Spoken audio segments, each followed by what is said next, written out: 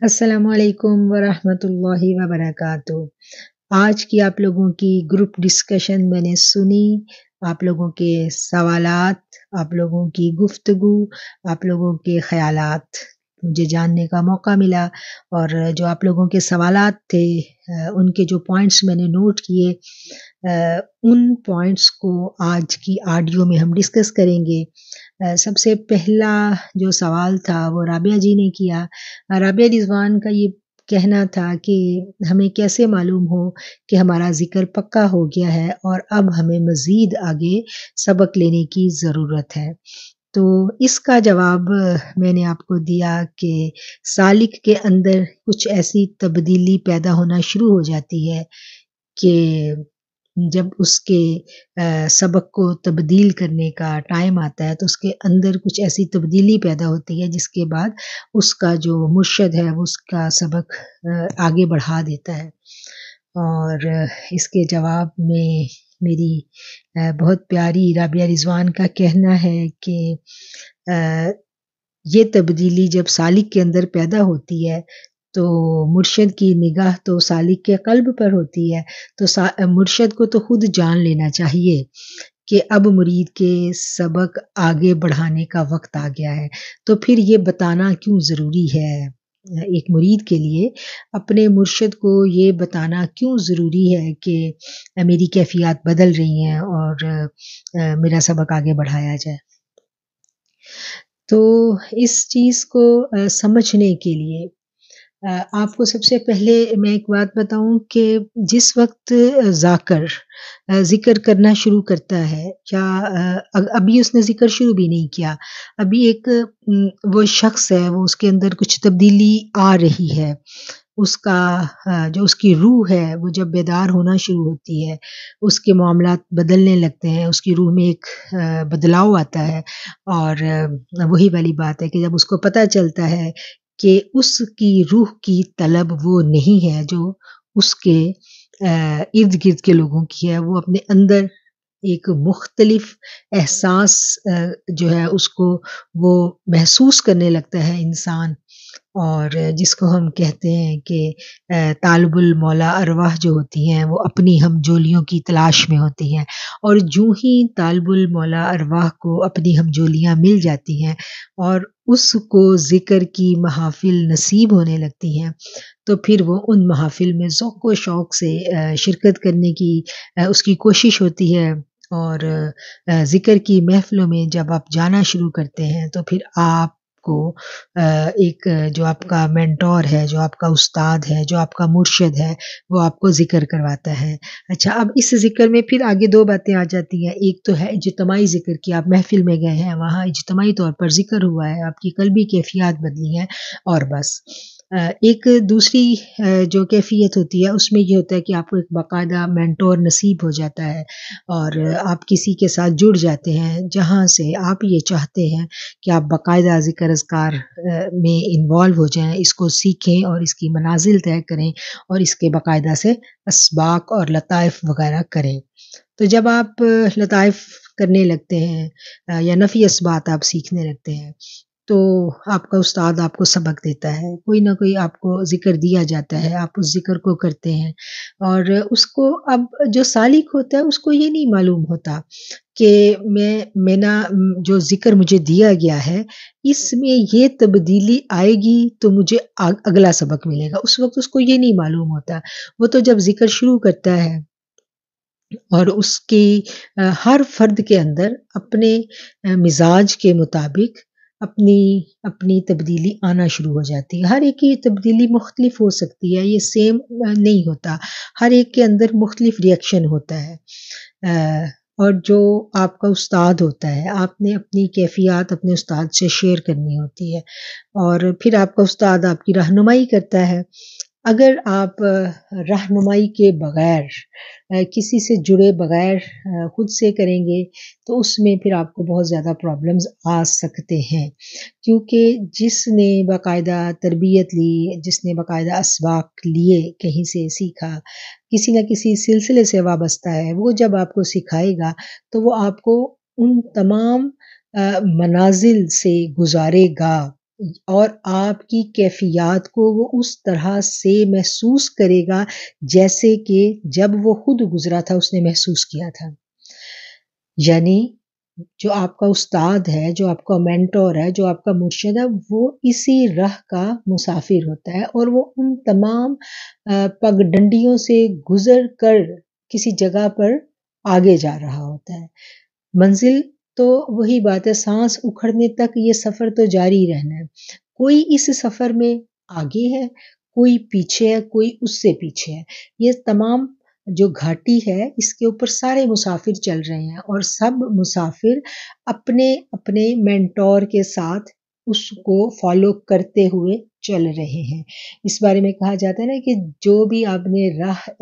اختیار کرنی ہے، جس منزل پہ آپ نے پہنچنا ہے، تو اس منزل کی جانب چلنے والے قافلے کی معیت اختیار کر لینی چاہیے۔ اور اسلام کا بھی یہی مزاج ہے، اسلام میں بھی یہی کہا گیا نا کہ اکیلا مومن جو ہے وہ اس کی مثال دی گئی کہ وہ ایسے ہی ہوتا ہے جیسے ریوڑ سے بچھڑی ہوئی بھیڑ۔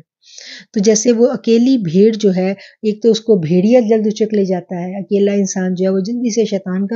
شیطانی حملوں کا بھی شکار ہو جاتا ہے اور وہ اپنی راہ جو ہے وہ گم بھی کر بیٹھتا ہے۔ جب آپ قافلے کے ساتھ ہوتے ہیں، ایک باقاعدہ آپ نے کہیں کسی کو جوائن کیا ہوا، آپ اس قافلے کے ہمراہ چل رہے ہیں، تو آپ بہت سارے خطرات سے بچ رہے ہوتے ہیں اور آپ کا جو مینٹور ہوتا ہے وہ آپ کو بچاتا ان پرخطر گھاٹیوں سے بڑے آرام کے ساتھ نکال کر لے جاتا ہے، کیونکہ یہ سفر وہ طے کر چکا ہوتا ہے اور اس نے بھی کسی نہ کسی کی معیت میں طے کیا ہوتا ہے اور وہ ان تمام مراحل سے گزرا ہوا ہوتا ہے۔ اور آج جو ہمارا آج کا المیہ ہے وہ یہ ہے کہ آج ہمارے پاس انفارمیشن بہت زیادہ ہے۔ پرانے وقتوں میں اتنی انفارمیشن نہیں تھی، اس وجہ سے جب کوئی سلوک کی راہ پر چلتا تھا تو وہ اپنے مرشد کے پاس، اپنے مینٹور کے پاس جب جاتا تھا، ایک سبق لیتا ہے اور وہ جب دوبارہ اس کے اندر کچھ تبدیلیاں آتی ہیں، کچھ کیفیات پیدا ہونے لگتی ہیں، کچھ خواب اس طرح کے آنے لگتے ہیں تو اس کو نہیں سمجھ آتی تھی اور وہ دوبارہ سے پھر اپنے مینٹور کے پاس جا کے اپنی کیفیت کو بیان کرتا تھا اور رہنمائی لیتا تھا۔ آج کیا ہے کہ آج جب بھی کوئی تبدیلی آتی ہے، 1 منٹ کے اندر وہ تبدیلی ہمارے جو ہے نا سرچ ہسٹری اس میں پہنچ جاتی ہے۔ ہم فوری اپنی اس کیفیت کو، اس خواب ہو، کیفیت ہو، کچھ مراقبہ ہو، مشاہدہ ہو، جو بھی ہو، ان تمام کا جواب اس انٹرنیٹ پر موجود ہے۔ ہم کیا کرتے ہیں، ہم فٹافٹ کھول کے تو اس کا جواب پہلے تو ہم خود دیکھتے ہیں۔ پہلے جب ہم خود دیکھ لیتے ہیں، ہمیں اس کا جواب ایک مل جاتا ہے، پھر اس کے بعد ہم اب فیصلہ کرتے ہیں کہ ہم کہاں پر ہیں۔ پھر ہم کہتے ہیں، ہمیں پتہ چلتا ہے کہ یہ کیفیت اس وقت پیدا ہوتی ہے جب اگلا سبق ہمیں ملنا ہوتا ہے، ہمارے لطائف آگے چلنے ہوتے ہیں، تو پھر ہم جاتے ہیں اپنے استاد کے پاس اور ہم اپنے مرشد کو کہتے ہیں کہ بھئی اب میں تو اس مقام پہ پہنچ چکا ہوں اور مجھے جو ہے نا اگلا سبق کروایا جائے۔ آج یہ رویہ ہے، جبکہ آج سے 15-20 سال پہلے یہ رویہ نہیں تھا۔ یہ بہت بڑی تبدیلی ہے کہ مرید کے پاس، سالک کے پاس وہ ساری کی ساری انفارمیشن جو آخری حدوں پہ اس کو ملتی تھی، آج اس کو سلوک کا سفر شروع کرنے سے پہلے وہ ساری انفارمیشن اس کے پاس ہوتی ہے۔ تصوف کی وہ مشکل کتابیں، وہ مشکل اردو کی کتابیں جن کو پڑھنا بھی بڑا مشکل ہے اور جن کو آپ استاد کے بنا پڑھ بھی نہیں سکتے، آج وہ ساری کی ساری انتہائی آسان تراجم کے ساتھ آپ کو انٹرنیٹ میں دستیاب ہیں اور آپ ان کو جو ہے نا سب کو پڑھ چکے ہوتے ہیں۔ اور آپ نے کتابیں نہیں پڑھنی تو آپ نے ایٹ لیسٹ ان کے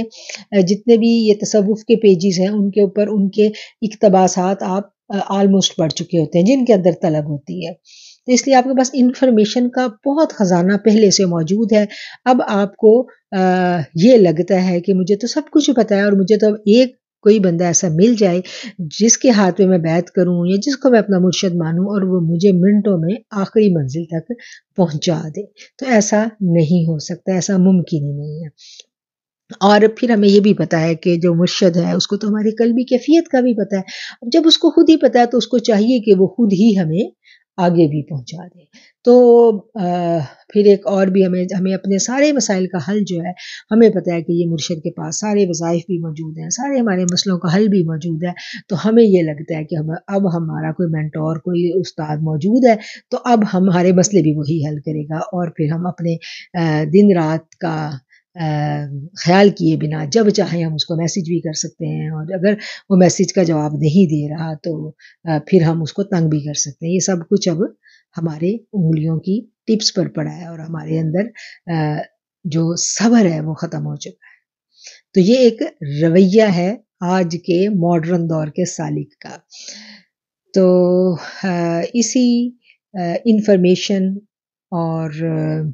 معلومات کے بھرمار کے دور میں راہ سلوک آج بھی اتنی ہی مشکل ہے، اتنی ہی پرپیچ ہے، اور اتنی ہی یہ پرخطر ہے۔ یہ تمام علوم ایک سالک کو کچھ بھی فائدہ نہیں دے سکتے، کچھ بھی فائدہ نہیں دے سکتے۔ سلوک کا ایک ایک قدم سالک کے لیے آج بھی اتنا ہی مشکل ہے جتنا آج سے برسوں پہلے تھا، بلکہ اس سے بھی زیادہ مشکل ہو چکا ہے، کیونکہ جتنا طاقتور شیطان اور نیگیٹو فورسز آج سے برسوں پہلے تھی، آج اس سے بھی زیادہ یہ فورسز قوت والی ہو چکے ہیں۔ اس لیے اس چیز کو ہم سمجھ لیں کہ یہ انفارمیشن، یہ معلومات کی بھرمار ہمیں سلوک کے راستے میں کہیں بھی کوئی آسانی فراہم نہیں کر سکتی۔ پہلے ہر سالک کو یہ بات معلوم ہونی چاہیے۔ اب اگلی بات آ گئی کہ ہمارا ذکر پکا ہو گیا ہے اور ہمیں اگلا سبق لینے کی ضرورت ہے، تو مرشد کو یہ چاہیے کہ وہ خود ہی خود ہمیں اگلا سبق دے، کیونکہ اس کے سامنے ہماری حالت عیاں ہوتی ہے۔ تو اس بات کا جواب یہ ہے کہ جو آپ کا مینٹور ہوتا ہے اس کو اس چیز کا اندازہ ہو جاتا ہے، اور یہ اللہ تعالیٰ اس کے آگے اس کے اسٹوڈنٹس کی، اس کے مریدین کی جو کیفیت ہے وہ اللہ تعالیٰ جتنی چاہے اتنی کھول دیتا ہے، لیکن یہ اس مرشد کے لیے یہ بات لازم ہوتی ہے کہ وہ اپنے اس اسٹوڈنٹ کی تربیت میں یہ چیز شامل کرے کہ ان گھاٹیوں سے کیسے گزرنا ہے، اور یہ اس کی تربیت کا حصہ ہوتا ہے کہ وہ اپنے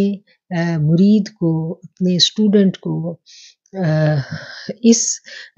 بات کو باور کروائے کہ وہ اپنی کیفیات کو خود جج کرے، وہ اپنی محسوسات اور اپنی کیفیات کو خود محسوس کرتا ہے جب اسٹوڈنٹ، تو پھر وہ بیان کرے اس کو۔ جب وہ اپنے مینٹور کے آگے بیان کرتا ہے تو یہ بھی اس کی تربیت کا ایک حصہ ہوتا ہے، کیونکہ جو مرشد ہے اس کا کام صرف اور صرف معلومات پہنچانا نہیں ہوتا، اس کا کیا کام ہوتا ہے کہ وہ آپ کی تربیت کر رہا ہوتا ہے، اس لیے یہ اس کی تربیت کا ہی ایک پارٹ ہوتا ہے کہ اس کا جو اس کا اسٹوڈنٹ ہے، جو اس کا مرید ہے، وہ اپنی کیفیت کو خود بیان کرے۔ سم ٹائم ایسا ہوتا ہے کہ مرید کی جو روح ہے وہ کہاں سے کہاں پہنچی ہوتی ہے، اور جو اس کا مرشد ہے وہ دیکھ بھی رہا ہوتا ہے، وہ سب کچھ دیکھ رہا ہوتا ہے، لیکن مرید کو نہیں پتہ ہوتا۔ اسٹوڈنٹ بالکل اپنی اس کیفیت سے نابلد ہوتا ہے۔ اچھا، اب ایسے میں کیا ہے کہ مرشد کی نگاہ میں سب کچھ ہوتا ہے، لیکن مرشد بیان نہیں کرتا، وہ خاموش ہوتا ہے، وہ سب دیکھ بھی رہا ہوتا ہے، محسوس بھی کر رہا ہوتا ہے، لیکن وہ چپ ہوتا ہے، کیونکہ ابھی وہ وقت آیا نہیں ہوتا کہ وہ یہ باتیں اپنے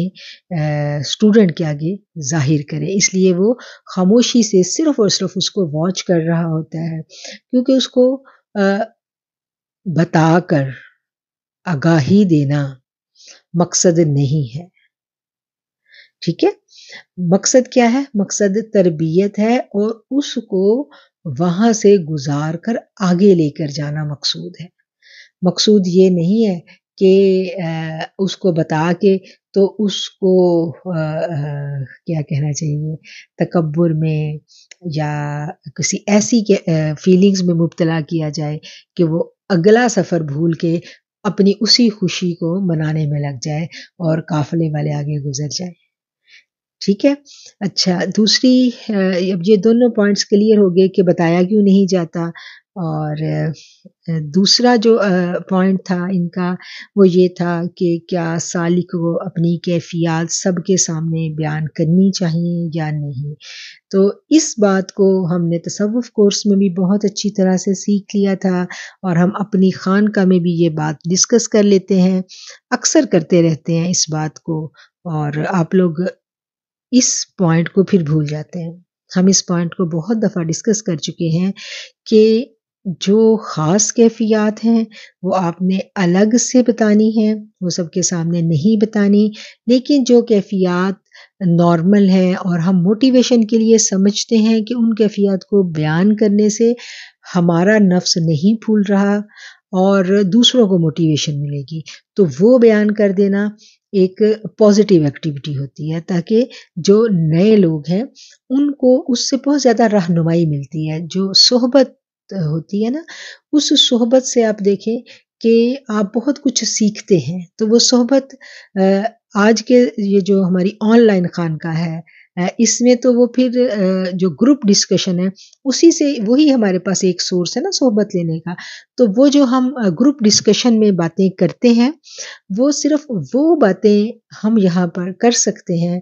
جن کے بارے میں ہمیں یقین ہو کہ یہ باتیں بتانے سے ایک تو ہمارا نفس نہیں پھولے گا، اور دوسرا ہمارا مطمع نظر یہ ہونا چاہیے کہ اس سے موٹیویشن ملے گی، اور اس سے اس طرح کے مسائل اور بھی جن لوگوں کو ہیں، ہو سکتا ہے کہ اور بھی اسی سچویشن سے گزر رہا ہے اور وہ اسی صورتحال سے لڑ رہا ہے اور اسے سمجھ نہیں آ رہی، تو اس کے لیے بھی پھر ایک رہنمائی کی صورتحال نکل آتی ہے۔ ٹھیک ہے، یہ بات بھی کلیئر ہو گئی۔ اور اگلا یہ تھا کہ مرشد کا فیض یکساں ہوتا ہے اور ہر ایک اپنی کیپیسٹی کے مطابق اس فیض کو حاصل کرتا ہے۔ بالکل ایسا ہی ہے، یہ اس کو بالکل اس مثال سے سمجھایا جاتا ہے کہ جیسے بارش برستی ہے تو ایک شخص جو ہے وہ جا کے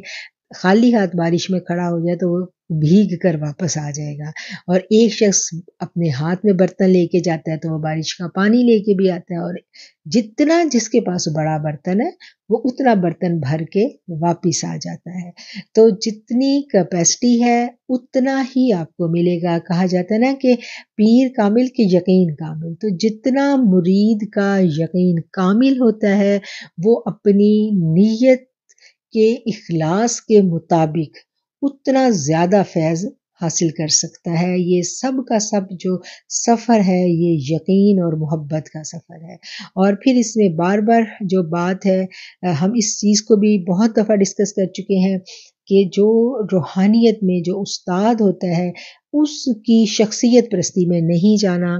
استاد کی کوئی حیثیت نہیں ہوتی، اصل منزل جو ہے وہ آقا کریم علیہ الصلوۃ والسلام کی ذات مبارکہ ہے، اور ان تک پہنچنے کے لیے جو آپ کا استاد ہوتا ہے وہ اپنی ڈیوٹی سر انجام دے رہا ہوتا ہے، وہ اپنی خدمات پیش کر رہا ہوتا ہے، اور مطمع نظر اس کا یہی ہوتا ہے کہ آقا کے امتیوں کو ہاتھ پکڑ کر آگے کر دینا، اور اس کا مقصد صرف راہ بتانا اور راہ دکھانا ہوتا ہے۔ وہ ظاہری علم کے ذریعے، معلومات کے ذریعے، انفارمیشن کے ذریعے آپ کو آگاہی دیتا ہے، اور اپنے باطنی جو فیض ہے جو اس کے ذریعے وہ آپ کی قلوب کی اصلاح کرتا ہے۔ یہی اس کا مقصد ہوتا ہے، اور اسی ڈیوٹی پر وہ ہوتا ہے، اور آپ جب بھی اس کے ساتھ وابستہ ہوتے ہیں، آپ جن کے لیے وابستہ ہوئے ہوتے ہیں، آپ کی نگاہ صرف اور صرف اس کملی والے آقا علیہ الصلوۃ والسلام پر ہوتی ہے، اس کے سوا مطمع نظر کچھ نہیں ہوتا۔ اصل محبتوں کی امین، چاہتوں کا جو منبع ہے وہ صرف اور صرف ہمارا گنبد خضرا ہے، ہماری نگاہ ادھر ہے، اور جو اس رستے کا ہمیں راہ دکھانے والا ہے، جو اس رستے پہ جانے والی گاڑیاں ہیں، جو اس جانب جانے والے جہاز ہیں، جو اس جانب جانے والے قافلے ہیں، ہر کوئی اپنی اپنی گاڑی میں اپنی اپنی بس لیے کھڑا ہے۔ ساری گاڑیاں لگی ہوئی ہیں، کسی کے پاس گاڑی ہے، کسی کے پاس ٹرک ہے، اور کسی کے پاس زبردست قسم کا جہاز ہے، کوئی بس لیے کھڑا ہے اور آوازیں لگا رہا ہے کہ آؤ مدینے کے نام پہ جس نے بیٹھنا ہے مسافروں کو کہ آؤ بیٹھو، ہم آپ کو مدینہ لے جائیں۔ تو یہی حال جو ہے یہ مینٹور کا اور مرشد کا ہوتا ہے کہ اس کا کام ہے کہ اس نے سواریاں بٹھانی ہیں اور اس نے آقا کی بارگاہ میں لے جانی ہے۔ اچھا، اب اگلا یہ جو پوائنٹ ہے میں نے نوٹ کیا، ہاں جی، اگلی جو بات تھی کہ اس کو جو کیفیات بتانے کی، جی اس کو ہم نے ابھی ڈسکس کر لیا کہ کیفیات بتانے کی جو دو پہلو ہیں، ایک خیر کا اور ایک شر کا، اس میں سے ہم نے خیر کا پہلو اٹھانا ہے اور اتنی بتانی ہے جہاں تک بتانے میں موٹیویشن ملے دوسروں کو، اور جہاں ہمارا نفس پھولنے کا اندیشہ ہے ہم نے وہ بات نہیں کرنی، اور وہ بات کسی سے بھی ڈسکس نہیں کرنی، وہ صرف اور صرف اپنے مینٹور سے کرنی ہے، کیونکہ وہ آپ کی جو کیا کہنا چاہیے کہ آپ ان رستوں کے پرپیچ جو گھاٹیاں ہیں وہ ان سے آگاہ ہوتا ہے، اور وہ آپ کی رہنمائی کرنے کے لیے وہ آپ کو مزید جو ہے وہ جو بھی آپ کو ہدایات ہیں یا جو بھی آپ کے اسباق ہیں وہ آپ کو بتاتا ہے۔ اس لیے آپ نے اپنی کیفیات اپنے مینٹور سے، اپنے مرشد سے ضرور شیئر کرنی ہے۔ اچھا، اب ایک اور پوائنٹ اس میں آیا تھا کہ جب ہم یہ باتیں کرتے ہیں تو اسپرچولیٹی میں بھی ایک حسد پیدا ہونا شروع ہو جاتا ہے۔ اچھا، یہ بات پہلے بھی ایک دفعہ ہوئی تھی کہ اسپرچولیٹی میں بھی آج کل بہت زیادہ جو ہے وہ حسد پیدا ہونا شروع ہو جاتا ہے کہ اس کو یہ مل رہا ہے، مجھے کیوں نہیں مل رہا، اور اس کے جواب میں پھر یہ بات بھی آئی تھی کہ وہ سالک ہی کیا کہ جس میں حسد ہو۔ تو پہلے تو اس چیز کو سمجھ لیں کہ سالک بھی اسی دنیا کی مخلوق ہوتا ہے، سالک کو کبھی بھی ہم نے کوئی ما فوق الفطرت چیز نہیں سمجھنا، سالک بھی اسی دنیا میں، اسی دنیا کے انسانوں میں سے ایک انسان ہے، اس کے اندر بھی ہر طرح کے خصائل رذیلہ میں سے کوئی نہ کوئی خصلت کبھی نہ کبھی نمودار ہو سکتی ہے۔ گناہ ایک سالک سے بھی سرزد ہو سکتا ہے، ٹھیک ہے، سالک معصوم الخطا نہیں ہوتا، ہاں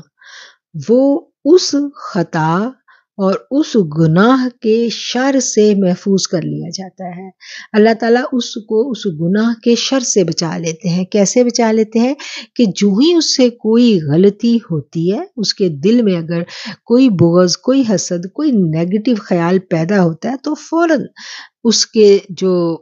اندر جو اس کا ضمیر ہے وہ اس کو ملامت کرتا ہے، وہ فوراً تائب ہو جاتا ہے اور اللہ سے معافی مانگنے کا خواستگار ہو جاتا ہے، ٹھیک ہے۔ پہلے تو اس خیال کی آپ اصلاح کر لیں کہ اگر کوئی سالک ہے اور وہ کوئی غلطی کرے تو آپ اس پر کبھی بھی انگلی یہ کہہ کر نہیں اٹھا سکتے، یا ایک سالک کے لیے یہ تانا نہیں بن سکتی بات کہ یہ تو سالک ہے، یہ تو خانقاہ میں ہے،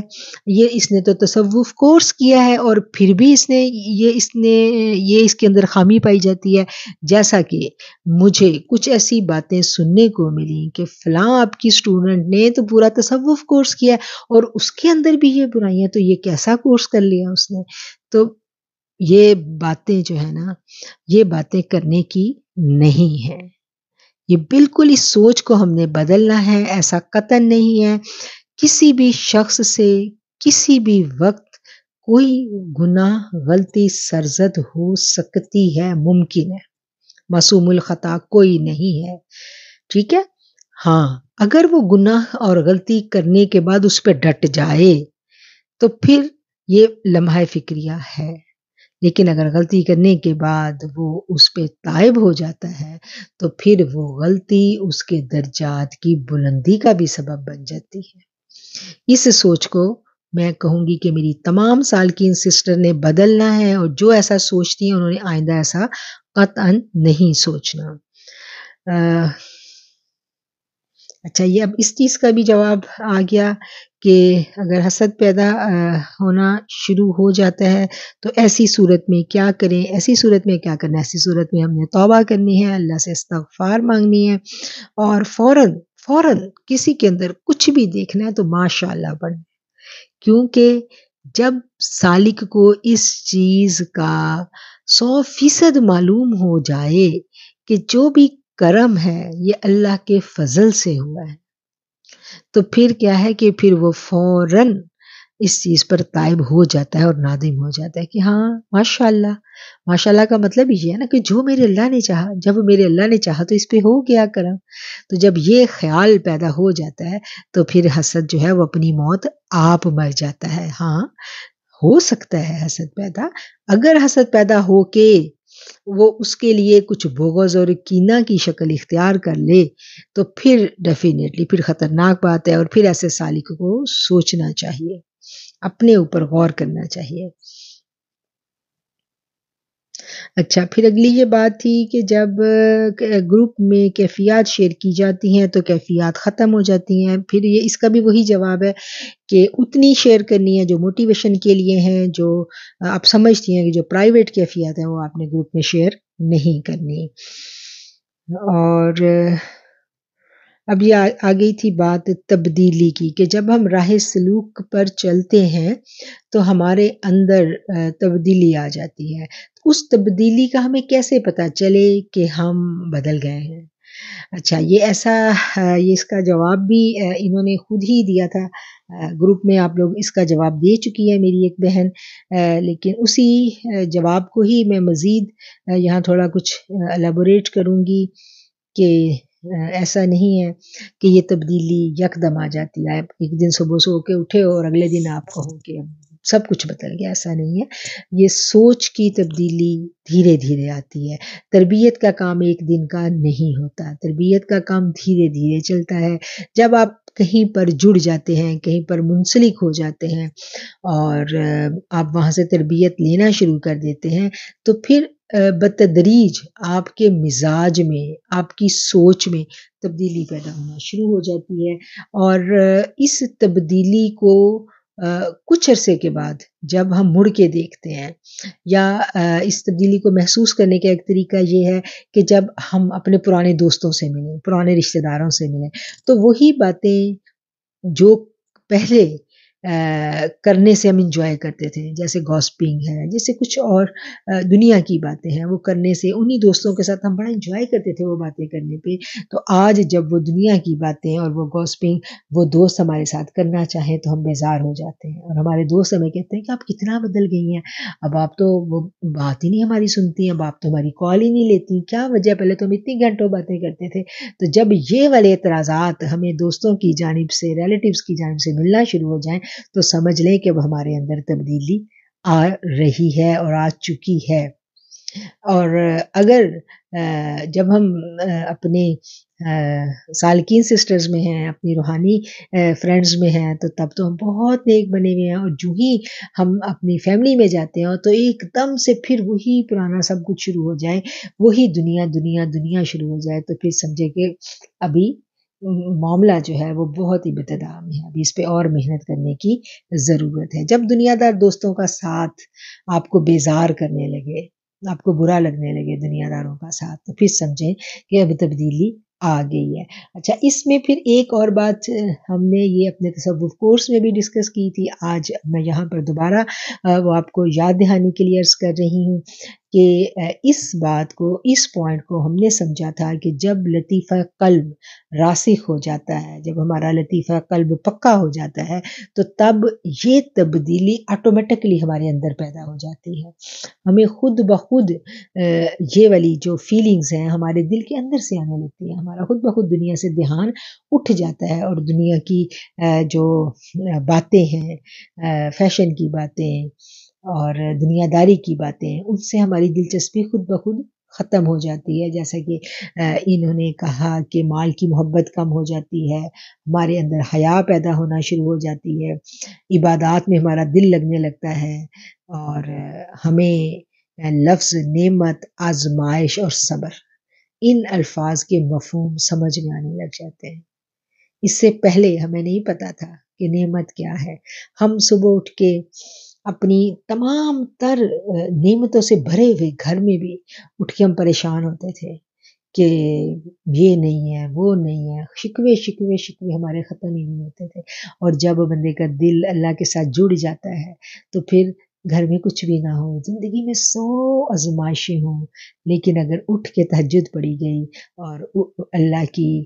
یاد میں دل لگنے لگ گیا تو پھر کیا ہے کہ پھر شکوے ختم اور شکر گزاری شروع ہو جاتی ہے۔ تو بس سمجھ لیں کہ جب سوچ بدل گئی تو پھر تبدیلی آ گئی۔ تبدیلی کا اصل جو مرکز و محور ہے وہ ہماری سوچ ہے اور ہمارا قلب ہے۔ جب دل بدل